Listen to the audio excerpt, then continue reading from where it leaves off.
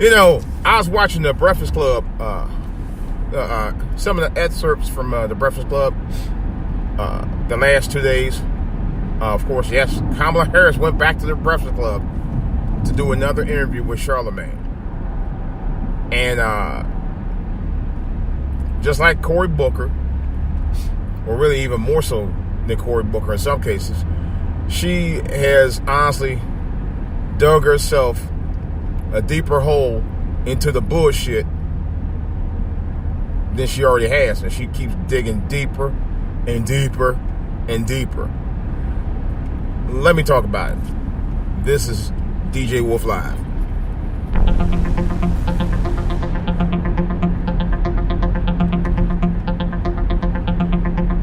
All right, guys and gals. I was watching the Breakfast Club yesterday and today. And of course, Charlemagne posed the same question to Kamala Harris that he did to Cory Booker. What's your black agenda? And of course, she sidestepped like she always do. And she started talking about criminal justice reform. That's the thing that they always talk about.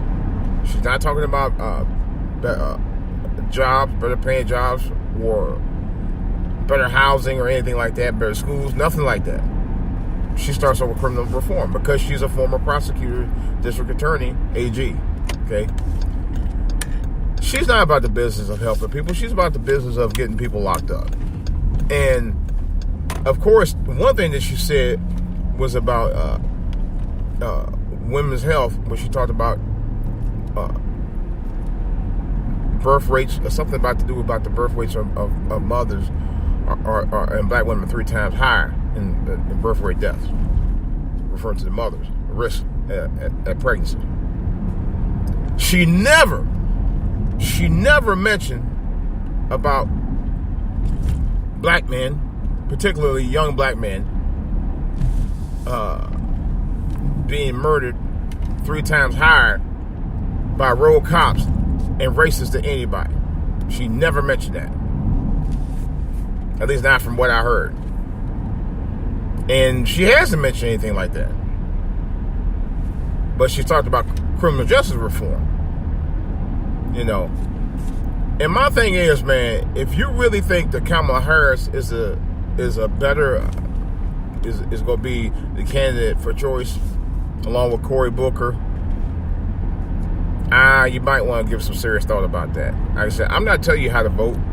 I'm just telling you to really be conscious and think about what you do before you vote. You know. And think about what it is that you need in your community. You know. Before you say, hey, you know, she's the choice. Because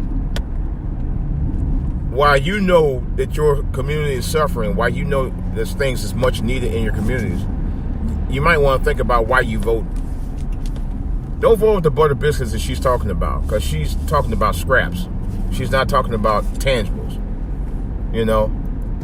She never really talked about tangibles the whole time that I heard her. In several interviews I've heard her in.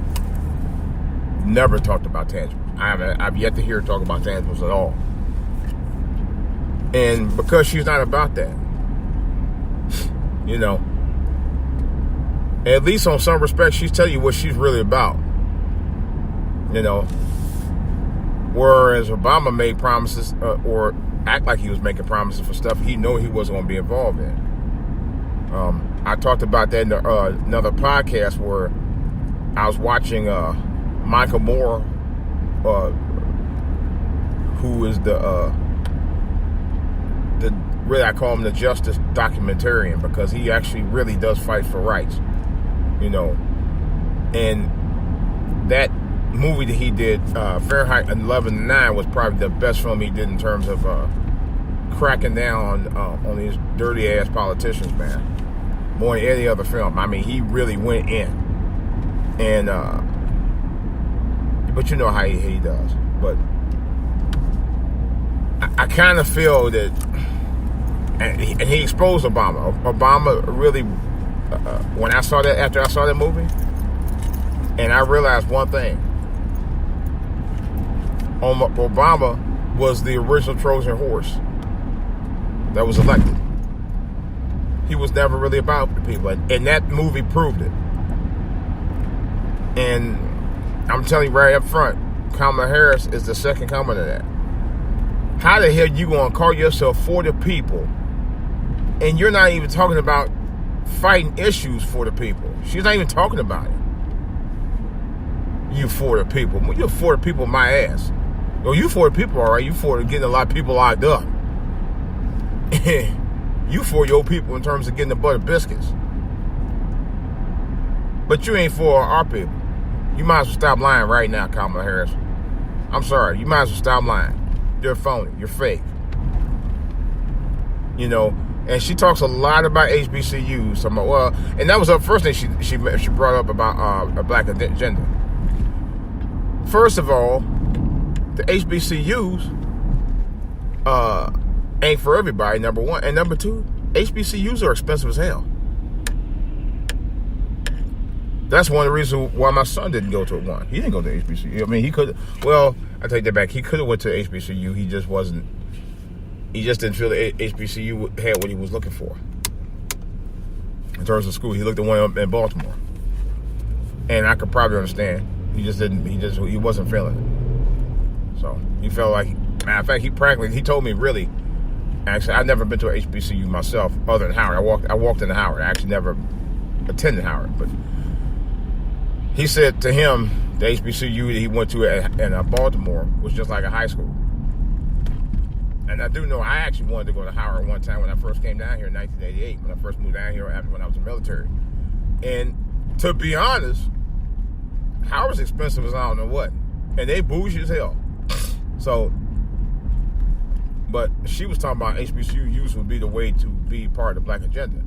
If that's your only reference to a black agenda, then Kamala Harris, you ain't about the black agenda. You're really not. I'm sorry. So guys and gals, if you even think about voting for her, you might want to give it a serious second thought. Because after all, she says one thing about for the people, but when you listen to her message, it has nothing to do with our people. I'll tell you right up front. And I thought about that too. I'm like, I don't know about that. Don't know about her being about for the people. That's all I'm gonna say about that. This is DJ Wolf. I'm out.